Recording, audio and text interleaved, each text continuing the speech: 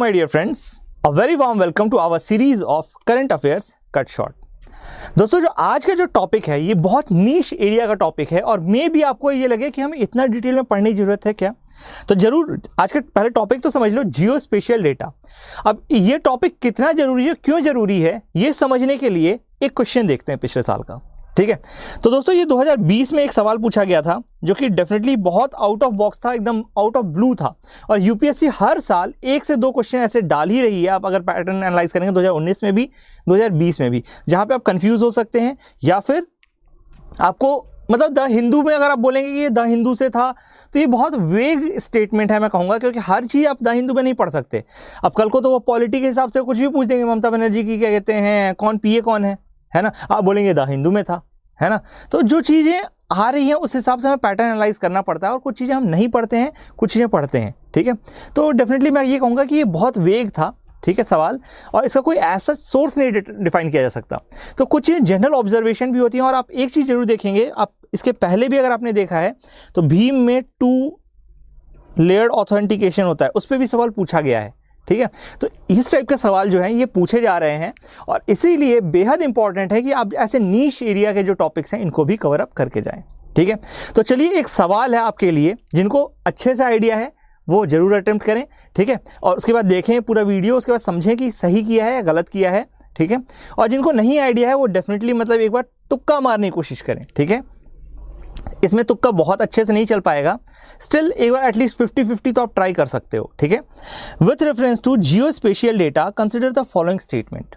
ठीक है, पहला स्टेटमेंट है जियो special data consist of geotagged static objects and not dynamic objects. ठीक है, ऑफ प्लीज आप उसको इग्नोर कर दें। जियो स्पेशियल डेटा जो है जियो टैग्ड स्टैटिक ऑब्जेक्ट्स को ही कंसिस्ट करता है, डायनामिक ऑब्जेक्ट से रिलेटेड उसमें कंसिस्टेंट नहीं होता है। ठीक है, इसके बाद आता है raster data is highly scalable and of small size files. ठीक है, which statement given above is are correct.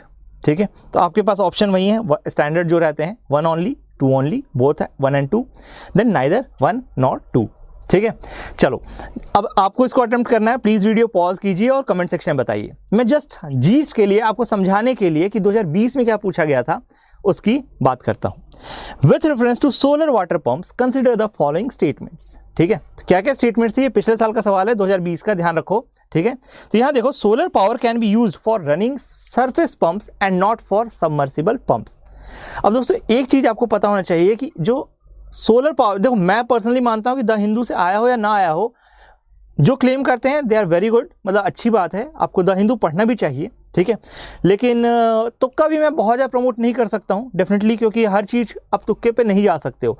ठीक है, दूसरी चीज़ क्या होती है, आपका स्टेट ऑफ माइंड उस समय बहुत कुछ डिटरमाइन करता है, लक फैक्टर उसमें बहुत कुछ डिटरमाइन करता है। ठीक है, जैसे अगर आप देखेंगे 2020 का पेपर, उसमें वीवी गिरी के नाम पर गिरिनगर बसाया गया है। ठीक है, लोगों ने गिरिनगर से गिर को लिंक किया है, उसके बेसिस पर गुजरात मार दिया है ना, विदाउट नोइंग कि गिरिनगर एक्चुअली में कहाँ है और उसका एक्चुअल ओरिजिन क्या है।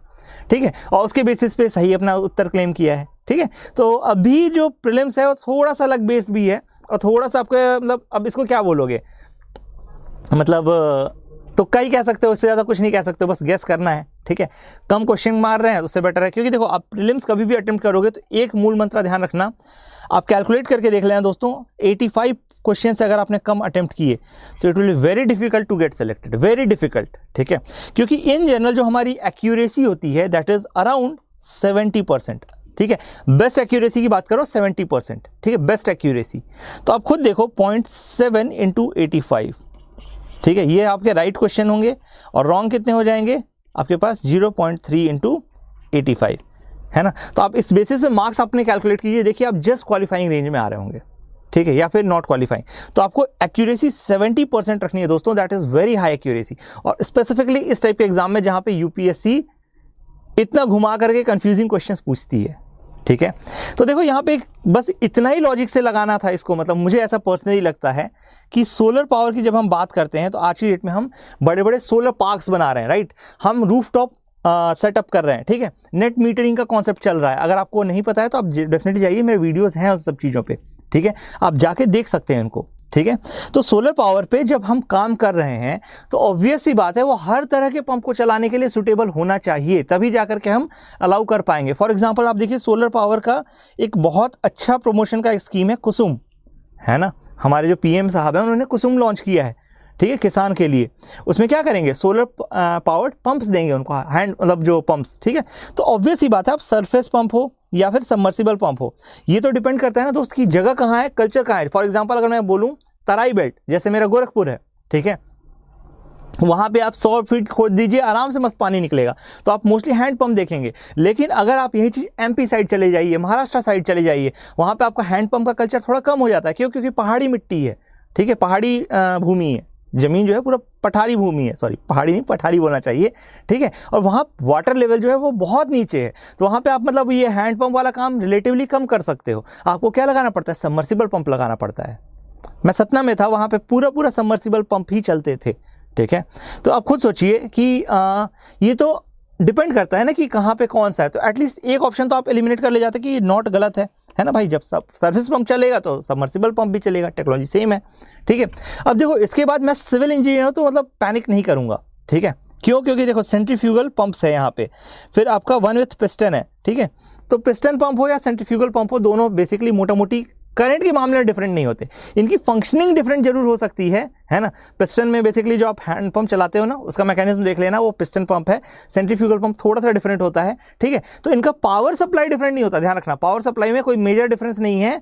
प्रॉब्लम कहाँ डिफरेंस है, जो डिफरेंस जो आता है दैट इज इन फंक्शनिंग, कि वो पानी को कैसे ऊपर खींचते हैं, ठीक है। और इसीलिए सोलर पावर अगर एक को चला सकती है तो दूसरे को भी चला सकती थी, ठीक है। तो इस हिसाब से आई फील कि आपको ये लॉजिक लगा करके एलिमिनेट करना था और आप अपने आप आंसर पहुंच जाते, दैट इज डी, ठीक है। तो डेफिनेटली यूपीएससी ऐसे क्वेश्चंस पूछ रही है और इसीलिए मैं भी एक सीरीज ये लेकर चल रहा हूं कि कुछ जो इंपॉर्टेंट टॉपिक हैं, जो नीश एरिया के टॉपिक हैं, जिस पे हम अक्सर ध्यान नहीं देते, ये क्या कि ये बहुत कोर साइंस एंड टेक है, हम छोड़ देते हैं, उसको हमें कवर अप करना जरूरी है, ठीक है। ऐसा ही एक टॉपिक है, अगर आप पढ़ पाए, मैं भी जल्दी ही वीडियोस पे लेकर के आऊँगा जरूर से, ठीक है। आज की डेट में लो कॉस्ट हाउसिंग का कॉन्सेप्ट चल रहा है ना। और लो कॉस्ट हाउसिंग में बहुत तरह की टेक्नोलॉजीज यूज़ हो रही हैं आज की डेट में, जो कि गवर्नमेंट प्रमोट कर रही है ना। तो इस लो कॉस्ट हाउसिंग में जो जो टेक्नोलॉजीज हैं, इनके बारे में जरा सा आपको एक बार नॉलेज होना चाहिए, ठीक है। तो आई होप आपको समझ में आ रहा है कि इंपॉर्टेंस क्या है। आगे देखते हैं क्या क्या डिटेल्स हैं, ठीक है। तो देखो दोस्तों, सबसे पहले कॉन्टेक्स्ट सबसे ज़्यादा जरूरी है, ठीक है। ये मेंस में भी आपको लिखने में काम आएगा। मेंस में कहाँ काम आएगा, इंट्रोडक्शन यार, सीधा आप करंट अफेयर से चालू करो, पहले ही अच्छा इंप्रेशन पड़ जाता है ना। तो देखो सबसे पहले कॉन्टेक्स्ट क्या है, ministry of science and technology release new guidelines for geospatial sector in India, ठीक है। Liberalising policies governing acquisition and production of Jio special data. मतलब क्या है, बहुत सिंपल सा है कि एक पॉलिसी गाइडलाइन जो है वो इशू किया गया, किसके द्वारा, ministry of science and tech के द्वारा। किसके लिए भाई, पॉलिसीज जो है हमारे उनको लिबरलाइज करने के लिए, और साथ ही साथ acquisition and production of Jio spatial data को गवर्न जो पॉलिसीज कर रहे हैं उन सबको लिबरलाइज करके उनको मोर टेक फ्रेंडली और मतलब मोर एंटरप्रेन्योरशिप प्रमोट करना है, ठीक है। मतलब उसमें ज़्यादा से ज़्यादा एंटरप्रेन्योरशिप प्रमोट हो सके। अब मैं जियो स्पेशियल डेटा की अगर बात करूं तो बहुत सिंपल सा डिफिनीशन है दोस्तों। आप जैसे चल रहे हो, ठीक है, गूगल मैप्स आप खोल करके जाते हो, what is that, that is your geo special data, where are you located on earth, ठीक है। Geo means earth, spatial means with reference to space, ठीक है। स्पेस हमेशा रिलेटिव होता है, ध्यान रखना। If I am saying I am standing here, does that mean something? है ना, इसका कोई मीनिंग है क्या, here किसके रिस्पेक्ट में, आप कैसे समझोगे, है ना। वीडियो के अंदर तो खड़ा हो नहीं सकता मैं, वर्चुअल मतलब ऑब्वियस ही बात है यार, मैं रियल इंसान हूँ, कोई AI तो हो नहीं, ठीक है। तो I am standing here with respect to मतलब विच प्लेस, ठीक है। तो इसका मतलब हमेशा ध्यान रखना कि जो भी स्पेशल जो डेटा होता है, फॉर एग्जाम्पल मैं कहूँ, सपोज करो आई एम स्टैंडिंग इन दिल्ली, ठीक है, मैं दिल्ली में खड़ा होकर आपको पढ़ा रहा हूँ, ठीक है। तो दिल्ली कहाँ पे है आपको पता है, उसका एक लॉन्गिट्यूड होगा, लैटिट्यूड होगा। दिल्ली में भी और प्रिसाइजली मैं बताना चाहूँ तो उसके हिसाब से मैं आपको लॉन्गिट्यूड लैटिट्यूड बता सकता हूँ एकदम पिन पॉइंट एक्यूरेसी के साथ, ठीक है। तो ये सारे डेटा क्या कहलाते हैं, जियो स्पेशियल डेटा कहलाते हैं। एग्जाम्पल देना चाहूँ तो जोमेटो, अब सभी ऑर्डर करते हो जोमेटो से, ठीक है। आपने पिन पॉइंट किया, मतलब आपने ऑर्डर किया और तुरंत दे देता है कि ट्रैक योर ऑर्डर, ठीक है। आपको राइडर का डिटेल बता देता है, कहाँ पे रेस्टोरेंट है उसकी डिटेल बताता है, राइडर आपके घर से कितनी दूरी है ये तक बता देता है, ठीक है। इसके बाद और आपने सुना होगा आज की डेट में इंश्योरेंस क्लेम को फास्ट करने के लिए हमने क्या चला रखा है, प्रधानमंत्री फसल बीमा योजना चला रखी है। ठीक है, प्रधानमंत्री फसल बीमा योजना चला रखी है। अब उसमें क्या है, जल्दी से जल्दी बीमा का जो राशि है वो रिलीज किया जा सके। ठीक है, इंश्योरेंस क्लेम जो है वो रिलीज किया जा सके, उसके लिए हम क्या कर रहे हैं, ड्रोन सर्वेलेंस की बात कर रहे हैं, ताकि ज़्यादा से ज़्यादा मात्रा में, इवन इसरो ने भी कहा है कि जब भी ड्रॉट डिक्लेयर करना होगा, ask us, we will help you. है ना, कैसे हेल्प करेंगे भाई, सेटेलाइट से फोटो खींची, है ना, सेटेलाइट से फोटो खींची और उसको प्रोसेस करके बता दिया कि यहाँ पे इतना इतना क्रॉप था और इतना इतना डेड हो चुका है। ठीक है, एंटोमोलॉजी में भी बहुत ज़्यादा इसका यूटिलिटी बन रही है आज की डेट में, है ना। तो बहुत सारी यूटिलिटी है दोस्तों, और अगर आप देखोगे तो एक बहुत खूबसूरत डेटा है, nearly 80% of any data has a geospatial component. ठीक है, 80% जियोस्पेशियल कंपोनेंट है दोस्तों, और ये आपके लिए भी बहुत इंपॉर्टेंट है अगर आप एंटरप्रेन्योरशिप की सोच रहे हो। ठीक है, क्योंकि अभी तक इस डोमेन में इंडियन कंपनीज का बहुत ज़्यादा बोलबाला नहीं है। ठीक है, गूगल और ये सब बड़ी बड़ी कंपनीज हैं जो हाई एंड कंपनीज हैं, ये सारी बहुत ज़्यादा मार्केट को कैप्चर करके बैठी हैं।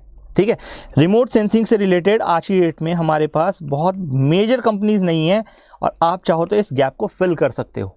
ठीक है, बहुत सारी नई नई कंपनीज इसमें इमर्ज हो रही हैं।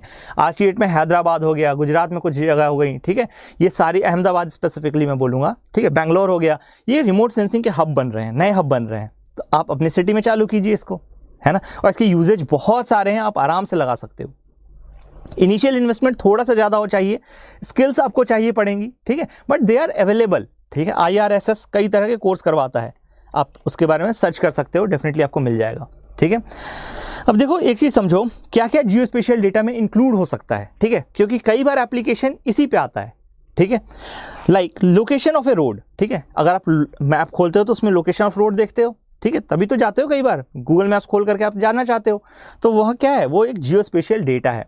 अर्थक्वेक इवेंट होता है, आप देखिए अर्थक्वेक, पास्ट अर्थक्वेक टाइप कीजिए, आपको पूरी लिस्ट मिल जाएगी, कहाँ कहाँ कब कब किस किस साल में कितना अर्थक्वेक आया, उससे कितना डैमेज हुआ है। ठीक है, तो वो क्या है, एक तरह का जियोस्पेशियल डेटा है, वहाँ पे हम जियो टैगिंग करते हैं जगहों की। माल न्यूट्रिशन अमॉन्ग चिल्ड्रेन और डायनामिक लाइक मूविंग व्हीकल्स और पेडेस्ट्रियन, मैंने अभी जोमेटो का एग्जाम्पल दिया। ठीक है, माल न्यूट्रिशन को भी आप ट्रैक कर सकते हो। कैसे, आप देखिए आज की डेट में हम कभी भी मैप निकालते हैं। ठीक है, जैसे एजुकेशन मिनिस्ट्री मान लो, कुछ भी मतलब सेकी इंडेक्स आया, कुछ भी आया, तो आपने देखा होगा लाल पीला नीला करके एकदम प्रॉपर मैप निकालते हैं, जिसमें आप बता सकते हो देख करके कि ये स्टेट बहुत पुअर है और ये स्टेट बहुत अच्छे हैं। ठीक है, ये क्या है, जियो स्पेशियल डेटा है। क्यों, क्योंकि आप जियोग्राफी निकाल करके उस पर टैग कर रहे हो डेटा। ठीक है, आप बोलते हो बीमारू स्टेट्स बहुत पुअर हैं और उसको मैप पे रेड कलर से दिखा देते हो, जबकि केरल का बोलते हो एजुकेशन बहुत अच्छा है। ठीक है, नॉर्थ ईस्ट में रिलेटिवली बेटर है एजुकेशन, तो आप क्या कहते हो, उसको ग्रीन कलर से दिखा देते हो। यहाँ पे आपको देख के समझ में आ जाता है कि हाँ ये जगह अच्छी है और ये जगह रिलेटिवली खराब है, रिलेटिवली बोल रहा हूँ। ठीक है, तो ये सारी चीज़ें बहुत मैटर कर जाती हैं। ठीक है, और इसको जियोस्पेशियल डेटा कहते हैं। आई होप आपको समझ में आ रहा है। ठीक है, चलिए आगे चलेंगे तो देखिए 2 main types of geospatial data हो सकते हैं। ठीक है, अब 2 मेन टाइप कैसे हो सकते हैं, एक चीज़ ये समझिएगा कि अगर मैं आपकी सीधा सीधा फोटो खींच लेता हूँ, जैसे आप सपोज करो स्क्रीनशॉट ले लेते हो। ठीक है, स्क्रीनशॉट ले लेते हो इस वीडियो का। ठीक है, तो that will come as photo. ठीक है, वो कैसे आएगा, फोटो आएगा, उसको जूम करोगे तो उसकी एक लिमिटेशन है। ठीक है, और एक फोटो होती है आपकी जिसको आप कितना भी जूम कर लो वो फटेगी नहीं, खराब नहीं होगी, पिक्सेलेट नहीं होगी। ठीक है, तो वो कहलाती है वेक्टर फाइल। क्या कहलाती है, वेक्टर फाइल। ध्यान रखना, मैथ्स में जो आपने वेक्टर पढ़ा है ये वैसा ही वेक्टर है। ठीक है, और इसमें क्या होता है कि जो डेटा रहता है वो अपने आप को इंटरपोलेट कर करके अपने आप को बढ़ाता जाता है, और उस केस में आपका बहुत आराम से जो फाइल है स्केलेबल होती है, बहुत आराम से स्केलेबल होती है, डेटा रिलेटिवली कम लगता है। ठीक है, बट वेक्टर फाइल क्रिएट करना इज रिलेटिवली टफ। ठीक है, तो देखो वेक्टर डेटा और रेस्टर डेटा, 2 तरह के डेटा हम जियोस्पेशियल डेटा में निकालते हैं, और दोनों की अपनी स्पेशलिटी और ज़रूरतें भी हैं। ठीक है, रास्टर डेटा में ध्यान रखना कि पिक्सेलेट हो जाता है। वेक्टर डेटा क्या है, वेक्टर में हम दोनों चीजें देते हैं, मैग्नीट्यूड प्लस डायरेक्शन। ठीक है, और आप सभी ने पढ़ा है वेक्टर एडिशन सब्सट्रैक्शन, ये सारी चीजें होती है। ठीक है, तो वेक्टर एडिशन सब्सट्रैक्शन जब आप कर रहे हो, मैथमेटिकल उस पर ऑपरेशन लगा रहे हो, ठीक है, तो उस केस में क्या है कि जैसे ही आपने बड़ा किया वो तुरंत अपने आप को एवरेज करके उसके बीच की एक वैल्यू निकाल देगा, तो इससे पिक्सेलेट नहीं होती है इमेजेस। ठीक है, ये ध्यान रखना। ठीक है, कि कभी भी आप उसको जूम करोगे तो उससे पिक्सेलेट नहीं होगा। आप देखिए खुद गूगल मैप को जूम करते जाइए 3-4 मीटर तक के रेजोल्यूशन पे भी कई बार वो पिक्सेलेट नहीं होता है। ठीक है। स्पेसिफिकली अगर आप यूरोपियन कंट्रीज देख रहे हो, इंडिया की मैं बात नहीं कर रहा हूँ, क्योंकि इंडिया में गूगल ने इतना एक्सटेंसिव लेवल पे मैप नहीं बनाया है, ठीक है। earth.google.com पे जा करके आप इटली के मैप्स देखिए, वहाँ 4 मीटर तक का आपको रेजोल्यूशन मिल जाएगा और पूरा 3D बिल्डिंग्स मिल जाएंगी, ठीक है। तो ये सारी चीज़ें कैसे पॉसिबल है? वेक्टर मॉडल से। वहाँ पे आपका ग्राफिक कार्ड जरूरी हो जाएगा। ग्राफिक कार्ड आपका जितना बेटर रहेगा उतना तेजी से प्रोसेस करेगा और इमेजेस को फटने की बजाय प्रॉपर डिस्प्ले कर देगा, ठीक है। रास्टर इमेज रहेगी तो डेफिनेटली एक लिमिट के बाद जरूर फटेगी, ठीक है। चलो अब देख लो जरा, मैं प्रॉपर डिफरेंस बता देता हूं। पहली चीज, वेक्टर डेटा क्या होता है? It uses geometrical shapes to show location and shape, ठीक है। लोकेशन और शेप दोनों को दिखाने के लिए क्या करता है? जियोमेट्रिक शेप्स का यूज करता है। फॉर एग्जांपल लाइन हो गई, ठीक है, इस टाइप की चीजों का। Points, lines and polygons can represent things like cities, roads and waterways. ध्यान रखना, लाइन्स, पॉलीगॉन्स और इन सारी चीज़ों का पॉइंट्स का यूज़ करते हो, किस लिए? सिटी दिखाने के लिए, रोड दिखाने के लिए, वाटरवे दिखाने के लिए, ठीक है। और इसके अलावा vector data is scalable and has small file size. Scalable भी है, बड़ा करोगे तो मैंने बताया आपको मीन निकाल लेता है, एवरेज कर लेता है अपनी वैल्यूज़ को, ठीक है। सपोज करो ये फोटो है जिसमें आपका एक रिवर सी दिख रही है, इसकी वैल्यू सपोज करो, मतलब जिसमें एग्जांपल देना चाहता हूँ, 1 है, इसकी वैल्यू 10 है, ठीक है। आप इसको फैला रहे हो, इसके बीच में कोई नंबर है नहीं, ठीक है। तो ये क्या करेगा? जब इसको फैलाओगे तो फिर ये अपने आप बीच में एक वैल्यू दिखा देगा 5 और ये 10 कर देगा। जबकि रास्टर फाइल में क्या होता है? ऐसा कुछ भी नहीं होता है, क्योंकि ये वेक्टर तो है नहीं, रास्टर में कोई नंबर है नहीं, कोई वैल्यू एलोकेटेड नहीं है। जब इसको फैलाओगे तो फिर ये क्या होगा? ये 1 और ये 10, बीच में कुछ है नहीं, तो फिर वो कैसा दिखेगा? स्क्वायर, क्यूब टाइप का दिखेगा। आप यहाँ भी देख सकते हो रास्टर फाइल, ये दोनों रास्टर फाइल्स हैं, ठीक है। जबकि वेक्टर फाइल की अगर मैं बात करूँ, देखो ये पॉइंट, POI, स्ट्रीट्स, ठीक है। तो दोनों की अपनी लिमिटेशन भी है और दोनों के अपने फायदे भी हैं, ठीक है। आइडियल फॉर डिपिक्टिंग बाउंड्रीज, तो इसीलिए ध्यान रखना, वेक्टर डेटा को मोस्टली हम बाउंड्रीज दिखाने के लिए यूज करते हैं, ठीक है। अंदर का कलर फिल नहीं करते, उसमें बाउंड्रीज दिखाने के लिए ज़्यादा अच्छा होता है, ठीक है। जबकि रास्टर डेटा की अगर हम बात करें, it represents data through a digital image, ठीक है। इमेज के फॉर्म में, मैंने पहले ही बताया, जैसे हम फोटो खींच रहे हैं, स्क्रीनशॉट ले रहे हो, that is a raster data, ठीक है। आप उसको जूम करोगे तो उसकी एक लिमिटेशन है, ठीक है। It uses a cell-based format called stair stepping to record data as pixel और grid। तो ध्यान रखना है, stair stepping मेथड का यूज करता है। ये प्लीज ध्यान रखेंगे, stair stepping is associated with raster data, ठीक है। हो सकता है यूपीएससी दोस्त पूछ ले, हो सकता है ना पूछे, इसीलिए जस्ट एक बार देख लो, कोई जरूरी नहीं आप बैठकर इसको मगअप करोगे, ठीक है। बट ये कीवर्ड है आपके लिए, ठीक है। दिस इज लाइक कीवर्ड, ठीक है। ध्यान रखना, फॉर्मेट क्या है इसका? स्टेयर स्टेपिंग, ठीक है। Spatial analysis depends heavily on raster data set. तो ध्यान रखना, स्पेशियल एनालिसिस जब भी करोगे तो मोस्टली आपका रास्टर डेटा सेट में होता है ये चीज। प्लीज आप इसका ध्यान रखेंगे, रास्टर डेटा सेट में स्पेशियल एनालिसिस हम करते हैं, ठीक है। और वेक्टर डेटा में आप मोस्टली बाउंड्रीज दिखाते हो, ठीक है। जैसे अगर आपको लाइन खींचना है, रिवर सिस्टम को डिजाइन करना है सपोज करो, ठीक है, तो वहां पे क्या करोगे आप? वेक्टर डेटा ज्यादा बेटर रहेगा, क्योंकि आपको एकदम पिन पॉइंट डेटा चाहिए, एकदम लाइन चाहिए, ठीक है। और उसके हिसाब से आप चाहो तो फ्लो एंड अदर थिंग्स निकाल सकते हो। बट सपोज करो आप फसल बीमा योजना के लिए जिम्मेदार हो, आपको पूरे खेत का एनालिसिस करना है, तो वहां पे क्या होता है? कलर को आप नोटिस करते हो और कलर के कितना चेंजेस आया उसके हिसाब से आप चीजें बढ़ाते हो, ठीक है। ग्रीननेस, कैनोपी, कई सारी चीजों को आप नोटिस करते हो, ठीक है। आई होप क्लियर है ये चीजें आपको। चलिए अब देखिए geospatial technology and it's evolution. तो सबसे पहले टेक्नोलॉजी देखते हैं कि कौन कौन सी टेक्नोलॉजी थी, ठीक है। तो देखिए सबसे पहले जो टेक्नोलॉजी आई, सैटेलाइट रिमोट सेंसिंग थी, ठीक है। सैटेलाइट रिमोट सेंसिंग थी, ठीक है। तो 1939 से ही चालू हो गया था। Surveys cover large areas, less accurate and low cost, ठीक है। ये कॉस्ट है COST, ठीक है। एक्यूरेसी इन मीटर्स, तो ध्यान रखना, सबसे पहले आपको याद होगा वर्ल्ड वार 2 खत्म हुआ था और कोल्ड वार का एरा स्टार्ट हुआ था, और आपका जो रशिया था इसने स्पुतनिक भेजा था, ठीक है। और America was fearful of that कि ये आसमान से बैठ के हमको देख रहे हैं, ठीक है। और उसके फिर एक स्पेस रेस चली और आपको पता है उसके बाद क्या क्या स्टोरी, वो अलग स्टोरी है, अगर आपको नहीं भी पता है तो हम कभी और लेंगे उसको, ठीक है। बट 1939 से स्टार्ट हुआ ये एरा जब हम सैटेलाइट रिमोट सेंसिंग स्टार्ट कर दिए, ठीक है। लो अर्थ ऑर्बिट में सैटेलाइट भेजते हैं, वो चारों तरफ घूमता है और धरती की टाइम टू टाइम पिक्चर्स उठाता है। और ये ध्यान रखिएगा, ये जो सर्वे है ये लार्ज एरिया का होता है, इसमें एक्यूरेसी रिलेटिवली कम होती है क्योंकि आप बहुत दूर से देख रहे होते हो, ठीक है। उतना एडवांस कैमरा भी चाहिए होगा आपको, ठीक है।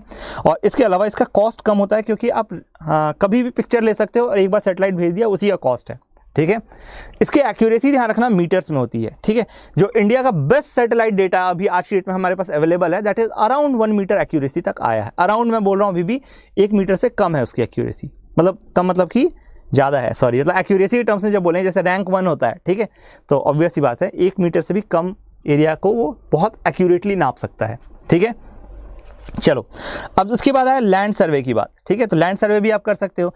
ये ध्यान रखना ये highly accurate and time consuming है, ठीक है, इसमें जो सब सेंटीमीटर तक की एक्यूरेसी आ सकती है लेकिन स्लो है। लैंड सर्वे में प्रॉब्लम क्या होती है दोस्तों, समझना कि क्या कहते हैं, लैंड सर्वे जो है ये बहुत पुरानी टेक्नोलॉजी है, इवन सैटेलाइट रिमोट से भी पुरानी टेक्नोलॉजी है। इसमें आप मोस्टली जो मैनुअल जा करके हर जगह सर्वे करते हो, हर जगह मैनुअली जाकर सर्वे करते हो। सपोज करो मैं एक इंजीनियर हूं तो मैं अपने साथ 2 और असिस्टेंट को लेकर जाऊंगा, डंपी लेवल होगा, चेन होगी, हम लोग लेकर के नापेंगे, ठीक है, तो आप सेंटीमीटर तक की एक्यूरेसी एक्सपेक्ट कर सकते हो उसमें, क्योंकि ऑब्वियस ही बात है जितने भी आपके पट्टे बनते हैं, जो घर के कागज बनते हैं, तो ध्यान रखना कि 1-1 सेंटीमीटर के लिए लोग वहां मर जाते हैं, तो ऑब्वियस ही बात है सब सेंटीमीटर की एक्यूरेसी वहां चाहिए होगी, ठीक है। लेकिन इसका सबसे बड़ा ड्रॉबैक क्या है, ये बहुत स्लो है। क्या है, बहुत स्लो है, ठीक है। इसके बाद आया एरियल फोटोग्रामेट्री, जिसको एरियल लिडार सर्वे भी कहते हैं, ठीक है, light detection and ranging. Note कर लो अगर नोट करने की इच्छा है तो, एरियल लिडार सर्वे, ठीक है, लाइट डिटेक्शन एंड रेंजिंग, ठीक है। तो बेसिकली इसमें कोई खास नहीं है, ये बहुत एक्यूरेट होता है, डेफिनेटली बहुत एक्यूरेट होता है। डेटा क्वालिटी भी एडिक्वेट होगी किसी भी आज की डेट की टेक्नोलॉजी के हिसाब से, ठीक है। इसमें सब मीटर एक्यूरेसी होती है, मतलब 1 मीटर से भी कम रेजोल्यूशन में आप काम कर सकते हो, ठीक है, समझ में आ रही बात। एरियल फोटोग्रामेट्री का मीनिंग सिंपल सा है कि आप एरोप्लेन में अपने कैमरे फिक्स करते हो और उसके बाद उनको भेज देते हो कि आप जाओ फोटो खींच करके लाओ and we will process it, ठीक है। अब आज की डेट में जो सबसे बेस्ट और हाईली एक्यूरेट टेक्नोलॉजी निकली है that is terrestrial photogrammetry using drones and HD scanners, ठीक है।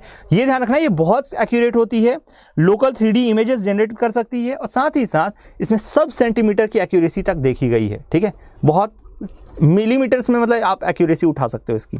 और ये टेक्नोलॉजी आपको बहुत ज़्यादा हेल्प करती है, स्पेसिफिकली कब, जब आप कोशिश कर रहे हो कि आपका क्रॉप में एग्जैक्ट कितना डैमेज हुआ है या कुछ ऐसी बहुत बारीक चीज़ नोटिस करने के लिए, तो वहाँ पे ये हेल्प करती है आपकी, ठीक है। इवन नेवल शिप्स की मूवमेंट, बसेस का मूवमेंट, ये सारी चीज़ें भी नोटिस कर सकती है ये चीज़ें, ठीक है।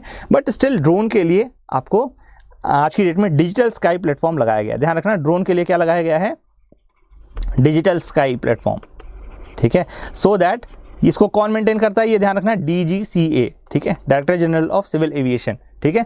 तो डिजिटल स्काई प्लेटफॉर्म लगाया गया है जो कि DGCA के अंदर में है और यहाँ पे आप रजिस्टर करने के बाद ही अपने ड्रोन को उड़ा सकते हो। 5 तरह के ड्रोन इसमें डिफाइन किए गए हैं, ठीक है, बट वो हम दूसरे वीडियो में देख सकते हैं, बिल्कुल, ठीक है। बट ये फैक्ट जरूर याद रखना यार, क्योंकि UPSC अगर गड़बड़ करेगा या घुमाएगा फिराएगा तो इन्हीं सब में घुमाता फिराता है ज़्यादातर, कि 5 तरह के ड्रोन किए गए हैं, डिजिटल स्काई प्लेटफॉर्म किसके अंदर आता है, ठीक है, तो डेफिनेटली, ठीक है। चलो जब ये चीज़ समझ में आ गई तो अगला देखते हैं जियो स्पेशियल टेक्नोलॉजी की ड्राइवर्स। जियो स्पेशियल टेक्नोलॉजी की ड्राइवर्स कौन कौन से ऐसे टेक्नोलॉजीज हैं जो कि आज की डेट में जियो स्पेशियल डेटा को या टेक्नोलॉजी को इनेबल कर रही है। देखो दोस्तों, हर जगह पे आप आंख मूंद करके आज की डेट में लगा सकते हो, कोई भी डेटा है जहां पे बहुत मास स्केल में डेटा जनरेट हो रहा हो, वहां पे अपने आप बिग डेटा का रोल प्ले होने लगता है, क्योंकि हमें ये समझना होता है बिग डेटा के थ्रू कि ये जो डेटा है ये काम का है, ये काम का नहीं है, ठीक है। और अगर काम का है तो उसमें कौन सा प्रोसेसिंग लगना चाहिए या कौन सा एल्गोरिथम लगना चाहिए, सो दैट हमें बेस्ट आउटपुट मिल सके और उससे काम की इंफॉर्मेशन आप निकाल सको, ठीक है। तो that is called big data, ठीक है। क्योंकि डेटा तो कई सारे हैं, अगर मैं फोटो खींचूंगा तो उसमें नदी भी आएगी, पहाड़ भी आएगा, जो भी है, ग्रीनरी भी आएगी, ठीक है। ग्रीनरी का शेड अलग अलग हो सकता है, बट एक्चुअल में उसका मीनिंग क्या है ना। मान लो मैं फसल के लिए कर रहा हूं तो मेरे लिए नदी किस काम की है, उसको डिलीनिएट करिए, हटाइए आप उसको, है ना। तो ये सारी चीजें बिग डेटा का काम है कि बहुत सारा डेटा हमारे सामने रखा हुआ है, लेकिन हमें काम का डेटा क्या है उसमें से वो चीज निकालना जरूरी है, ठीक है। इसके बाद देखिए ऑटोमेशन एंड रोबोटिक्स भी बहुत ज्यादा इंपॉर्टेंट है। क्यों? क्योंकि एक चीज समझिएगा, आज की डेट में अगर आप ऑटोमेट नहीं करेंगे, ठीक है, तो आपको एक एक पॉइंट को खुद से जज करना पड़ेगा। और एक फोटो में आप खुद सोच सकते हो, जब 1080 पिक्सल में आप फोटो खींचते हो या उससे भी हायर रेजोल्यूशन पिक्चर खींच रहे हो, तो आप कैसे जज कर पाओगे, कितने सारे डॉट्स होंगे आपके पास, है ना। तो ये सारी चीजें ऑटोमेशन एंड रोबोटिक्स की जरूरत को बढ़ा देती हैं, ठीक है।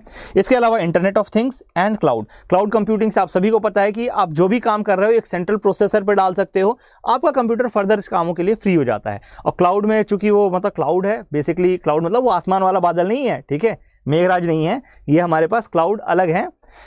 इसमें हम मतलब बेसिकली एक सेंट्रलाइज्ड कंप्यूटर होता है जहां पे हम सारे पेरिफेरल कंप्यूटर से अपना काम करके डेटा प्रोसेसिंग के लिए डाल देते हैं। डेटा प्रोसेसिंग सेंटर सा होता है एक तरीके से समझ लो, जहां पे हम स्पेशलाइज कर सकते हैं कि यहाँ पे हम प्रॉपर कूलिंग देंगे, फास्टेस्ट प्रोसेसर्स लगाएंगे ताकि जल्दी से जल्दी यहाँ काम होके वापस दिया जा सके। ठीक है, इसके अलावा इंटरनेट ऑफ थिंग्स भी बहुत जरूरी है, क्योंकि ऑब्वियस सी बात है उससे हमारा क्या होता है, थिंग्स आपस में इंटरकनेक्टेड हो जाती हैं, चीज़ें आपस में इंटरकनेक्टेड हो जाती हैं। फॉर एग्जांपल आप देखिए, अगर मैं जा रहा हूं कहीं पे भी किसी रेस्टोरेंट में खाने, तो आज की डेट में गूगल मुझसे पूछता है कि इस जगह का रिव्यू क्या था, प्लीज़ इसको लिख दीजिए, है ना। तो वो कैसे समझ रहा है, ये समझ पा रहा है गूगल, क्योंकि इसमें इंटरनेट ऑफ थिंग्स की कहीं ना कहीं चीज़ें हैं। ठीक है, कि मैं यहाँ पे गया था तो इसके आजू बाजू में ये रेस्टोरेंट है, यहाँ पे अगर मैं बैठा हूँ रेस्टोरेंट में तो मे बी मैं उस पर बेटर रिव्यू दे सकता हूँ। ठीक है, वो अपने यूजर्स को सजेस्ट करेगा फ्यूचर में ये चीज। ठीक है, अब देखो इसकी यूजेस क्या है दोस्तों, ध्यान रखना, एप्लीकेशन इज द की। ठीक है, यूपीएससी में कई बार एप्लीकेशन पूछे हैं। ठीक है, पिछले साल ही एआई का सवाल था जिसमें एप्लीकेशन पूछा गया था, बहुत वियर्ड एप्लीकेशन पूछे गए थे।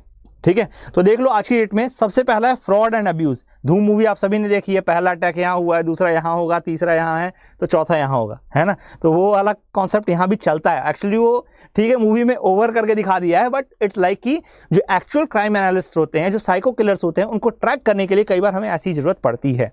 ठीक है, कि ये पर्सन कहाँ कहाँ मूव कर रहा है और कहाँ कहाँ क्राइम हो रहे हैं। ठीक है, तो उससे हम नैरो डाउन करते हैं लोगों को। तो यहाँ फ्रॉड एंड अब्यूज में कई बार केसेस समझ में आते हैं हमको। इसके अलावा रिटेल देखिए, रिटेल में ऑब्वियस ही बात आपको जियो स्पेशल डेटा यूज हो रहा है। फॉर एग्जांपल आप देखिए फुट ट्रैफिक जानने के लिए, अभी आपको पता भी होगा, एक बंदे ने खूब सारे फ़ोन लेकर के एक छोटे से कार्ट में रखे और उसके बाद पैदल चलने लग गया, एंड गूगल थॉट कि पूरा रोड जैम्ड है। क्यों? क्योंकि इतने सारे फ़ोन से उसको डेटा भेज रहे हैं। ठीक है, तो टेक्नोलॉजी के अपने नुकसान भी हैं, फ़ायदे भी हैं। उसने टेक्नोलॉजी में एक ग्लिच बना दिया। ठीक है, तो रिटेल में कैसे यूज़ होता है आप देखिए, जोमेटो देखिए, अमेजॉन देखिए, ये लोग क्या करते हैं, आपको लाइव ट्रैकिंग का ऑप्शन देते हैं। फाइनेंशियल सर्विसेज में भी इसका यूजेज है, economic distribution, loan risk analysis, predicting sale at retail investment. ठीक है, तो ये सारी चीज़ों में बहुत ज़्यादा जियो टैगिंग हेल्प करती है। फिर आता है आपका हेल्थ केयर। हेल्थ केयर में क्या है आप देखिए, एपिडेमिक एपिसेंटर्स जब निकालते हैं, जब पहली बार कोलेरा को डिटेक्ट किया गया था, जो डॉक्टर था उसने क्या किया था, उसने किन किन एरिया में कोलेरा हो रहा है उसको मैप किया था।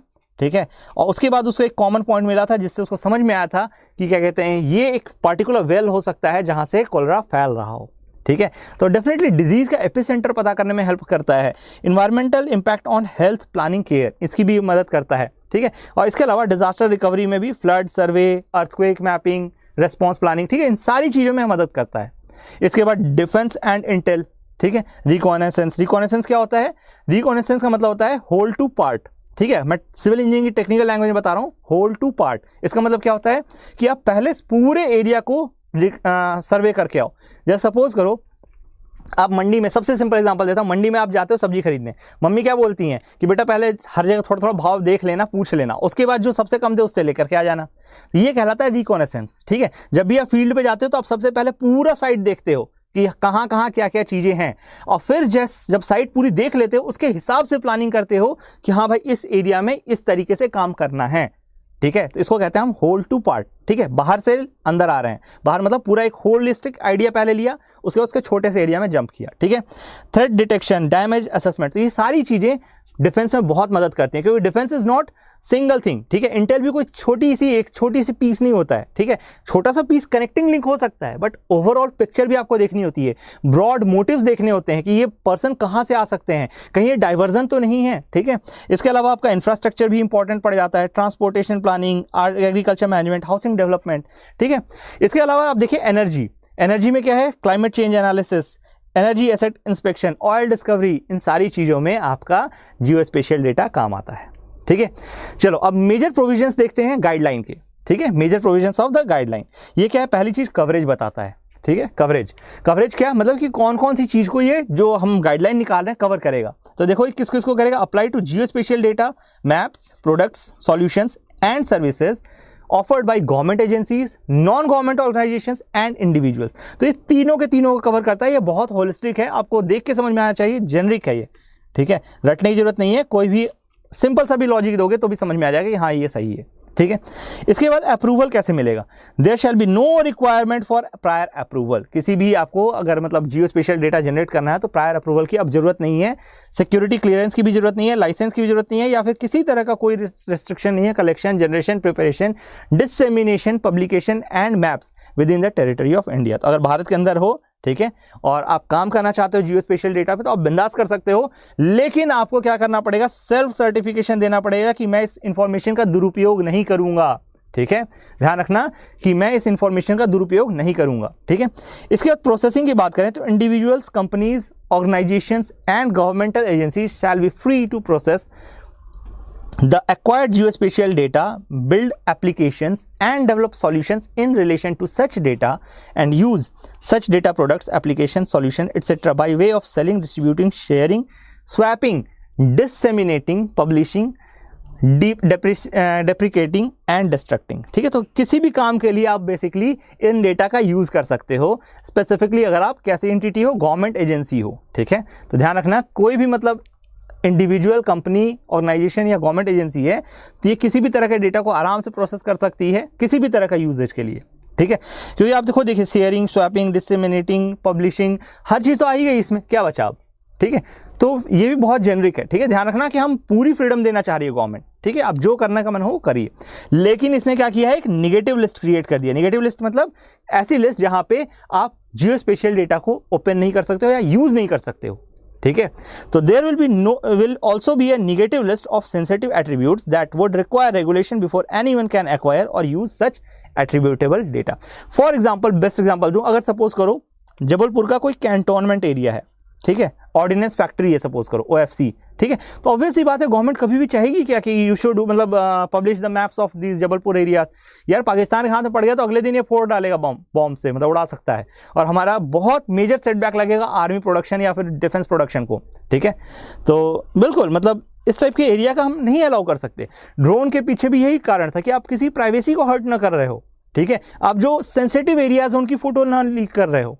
ठीक है, तो इन सब कारणों से आपको एक निगेटिव लिस्ट हर पॉलिसी में अटैच की जाती है। ठीक है, और यहाँ पे भी एक निगेटिव लिस्ट है। यहाँ पे आपको सेल्फ सर्टिफिकेशन देना पड़ेगा। जो ड्रोन है उसमें क्या करना पड़ा? डिजिटल स्काई बना दिया गया। ठीक है, आई होप आपको क्लियर है हर चीज। ठीक है, चलिए अब देखो सिग्निफिकेंस क्या है इस पॉलिसी का, एक बार ये मेंस पर्सपेक्टिव से देख लो कि क्या सिग्निफिकेंस है। Increasing participation and competitiveness, obvious ही बात है, मैंने पहले ही बताया, जैसे गूगल नियर अबाउट यूरोप्स में देखो, यूरोपियन कंट्रीज में देखो तो 4 मीटर तक की एक्यूरेसी का पूरा 3D मैप बना के बैठा है। आप एक एक कार देख सकते हो वहां पे मूव करती हुई। ठीक है, तो डेफिनेटली मतलब क्या कहते हैं, आपका पार्टिसिपेशन, कॉम्पिटिटिवनेस ये बढ़ेगा, क्योंकि आपको आज की डेट में अपने जो प्लेयर्स हैं, जो आपको मेक इन इंडिया कॉन्सेप्ट चल रहा है, आत्मनिर्भर भारत का कॉन्सेप्ट चल रहा है, वहाँ पे आपको एक मार्केट खड़ा करना जरूरी है। ठीक है, तो इससे क्या है, गूगल से कॉम्पीट करवाना है। ऑब्वियस ही बात है, यहाँ कॉम्पिटिटर आपका कौन होगा? एक तरह से गूगल होगा, अमेजॉन होगी, इस टाइप की बड़ी बड़ी कंपनियां होंगी जो कि फॉरेन बेस्ड हैं। अब इंडियंस को अगर वहाँ खड़ा करना है तो कुछ तो अपर हैंड देना पड़ेगा, कुछ तो फ्री हैंड देना पड़ेगा, है ना। तो ensure more players in the field, competitiveness of Indian companies in the global market and more accurate availability of data. Data दोस्तों बहुत जरूरी चीज है, और data is the new oil of 4th industrial revolution. ठीक है, spur domestic innovation, encouraging startups by decreasing red tape, enable Indian companies to build scalable solutions. तो इन दोनों के लिए भी ऑब्वियस ही बात है, मैंने डोमेस्टिक इनोवेशन की बात पहले ही कह दी आपको। ठीक है, इसके अलावा एम्प्लॉयमेंट जनरेशन, दोस्तों ध्यान रखना, जो 4th इंडस्ट्रियल रिवॉल्यूशन की हम बात करते हैं, है ना, तो डेफिनेटली ये डिसरप्टर है। ठीक है, एम्प्लॉयमेंट सिचुएशन कम कर सकता है कि एम्प्लॉयमेंट आपका कम होगा, लेकिन नए तरह के एम्प्लॉयमेंट आएंगे जो कि ज़्यादा स्किल बेस्ड होंगे। ठीक है, तो new industries create high technology jobs, enable socio economic growth. क्यों? क्योंकि यहाँ पे आपका रिलेटिवली इनकम भी ज़्यादा होगा। फॉर एग्जांपल आप सर्विस सेक्टर देखिए और एग्रीकल्चर सेक्टर को कंपेयर कीजिए उससे। ठीक है, जहाँ 50% मिलकर के मात्र 24% तक GDP में मैक्सिमम कंट्रीब्यूट कर पा रहे हैं। मैं ऐसा डिमीन नहीं कर रहा हूँ, ठीक है, बट स्टिल आप फैक्ट्स तो देखिए, है ना। और जबकि यहाँ पे अगर आप सर्विस सेक्टर देखिए तो कितना ज़्यादा production, near about 55% GDP contribution है। ठीक है, जबकि लोग उसमें रिलेटिवली कम लगते हैं। तो ऑब्वियस ही बात है यहाँ से सोशियो इकोनॉमिक ग्रोथ भी हो रही है। ठीक है, अच्छा इसके बाद देखिए इन्वेस्टमेंट अपॉर्चुनिटीज एंड एक्सपोर्ट। देखो दोस्तों, एक चीज़ ये मैं मानता हूँ कि जो भी लोग सोशलिस्ट आइडियोलॉजी वाले होंगे ये जरूर कहेंगे कि क्या कहते हैं, यहाँ पे सोशियो इकोनॉमिक ग्रोथ तो होगी, but it will increase our Gini coefficient, it will increase our Gini coefficient, sorry मतलब डिक्रीज आवर गिनी कोफिशिएंट। 1 के पास नहीं जाने देगा, 0 के पास लेके जाएगा। ठीक है, 0 की तरफ लेके जाएगा गिनी कोफिशिएंट को। ठीक है, आप सभी ने पढ़ा होगा, एक गिनी कोफिशिएंट होता है, ठीक है। तो इकोनॉमी में पढ़ लोगे, चिंता मत करो, अगर ज़्यादा डाउट लग रहा है तो गूगल कर लो एक बार के लिए, ठीक है। बेसिकली एक लाइन होती है जो कि इक्वालिटी को दिखाती है, ठीक है। अगर ये 1 है, अगर ये 1 है गिनी कोफिशिएंट की वैल्यू, तो मतलब ऑलमोस्ट इक्वालिटी है, मैक्सिमम से मैक्सिमम इक्वालिटी है, और ये जितना डेविएशन होगा उतना ज़्यादा ये माना जाता है कि उतना ज़्यादा इनइक्वालिटी है, ठीक है। तो डेफिनेटली ये इनइक्वालिटी को आप मान सकते हो कि बढ़ा रहा है, ठीक है, ये सेक्टर। बट एक फैक्ट और ध्यान रखना कि there can not be wealth distribution without wealth in the first place. जब तक वेल्थ ही नहीं होगा तब तक डिस्ट्रीब्यूट क्या करोगे दोस्त, ये बताओ मुझे, है ना। तो ये ध्यान रखना कि जब भी आपके पास वेल्थ क्रिएशन सबसे पहले जरूरी है, ठीक है। जब भी आप वेल्थ डिस्ट्रीब्यूशन की बात करते हो तो पहले वेल्थ क्रिएशन की भी बात कीजिए। ये इकोनॉमिक सर्वे का स्टेटमेंट है, मेरा नहीं है, ठीक है। तो ध्यान रखिए ये चीज। Currently India relies on foreign resources for mapping technologies and services. मैंने पहले ही बताया, आज की डेट में हम जीपीएस को छोड़ करके अपना इंडिजिनस यूज कर रहे हैं, क्या चीज, नाविक, ठीक है। तो हमने कोशिश की है डेवलप करने के लिए डेफिनेटली, बट हमें और कंपटीशन चाहिए ताकि इसको और इफिशिएंट और बेटर बनाया जा सके, ठीक है। इसके अलावा देखिए, increase accessibility, enable sharing, collaboration, easy access of data without any constant. क्योंकि ऑब्वियस सी बात है दोस्तों, जब हम फॉरेन कंट्रीज को दे रहे हैं तो एक चांस बनता है कि ये जो डेटा है मिसयूज हो सकता है वॉर या फिर किसी और कारण से, ठीक है। डिप्लोमेटिक वॉर चलते हैं तो उसका इसमें भी मिसयूज किया जा सकता है इन सारे डेटा को, ठीक है। इसके बाद देखिए, सिग्निफिकेंट रोल इन स्वामित्व स्कीम। स्वामित्व स्कीम किस मिनिस्ट्री के अंदर आती है, ये हमारे उत्सव सर ने पढ़ाया है हमारे चैनल पे, आप प्लीज़ देखिए और मुझे कमेंट सेक्शन में करके बताइए अगर आपको पता है तो ये किस मिनिस्ट्री के अंदर आता है। प्लीज़ ये आपके लिए असाइनमेंट रहेगा, किस मिनिस्ट्री के अंदर आता है, ठीक है, ये आप मुझे बताएंगे, ठीक है। चलिए अब देखिए, resource management, improved planning and management of resources.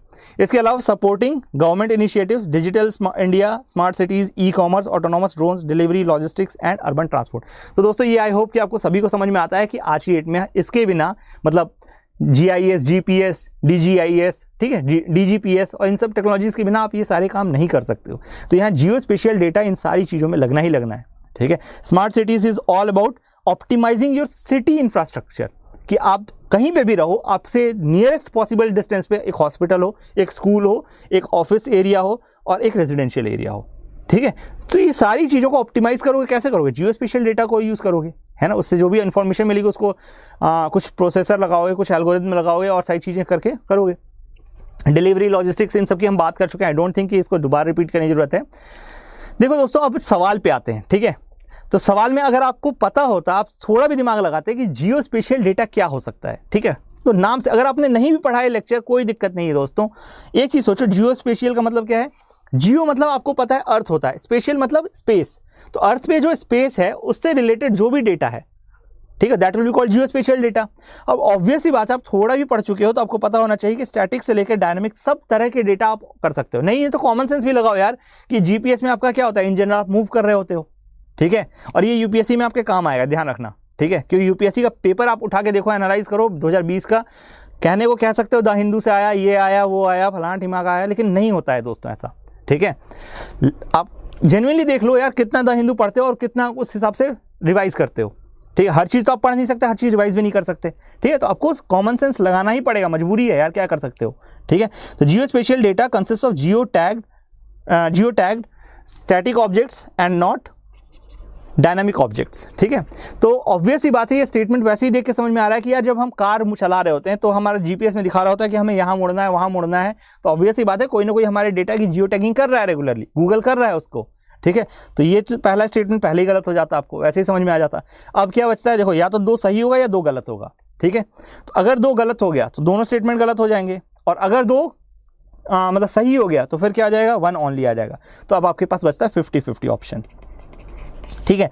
और आई पर्सनली रिकमेंड, आप अपने विवेक से यह चीज निश्चित करें, ठीक है। डिस्क्रिप्शन आपका अपना होना चाहिए, इसमें मैं आपको सजेशन नहीं दूंगा, लेकिन स्टिल मतलब मैं रादर सजेशन नहीं देने के बजाय कहना चाहिए कि मतलब मैं आपको सजेशन ही दे रहा हूं, ठीक है। आई एम नॉट सेइंग कि you should follow it at your own risk, ठीक है। अपने रिस्क पे फॉलो करना।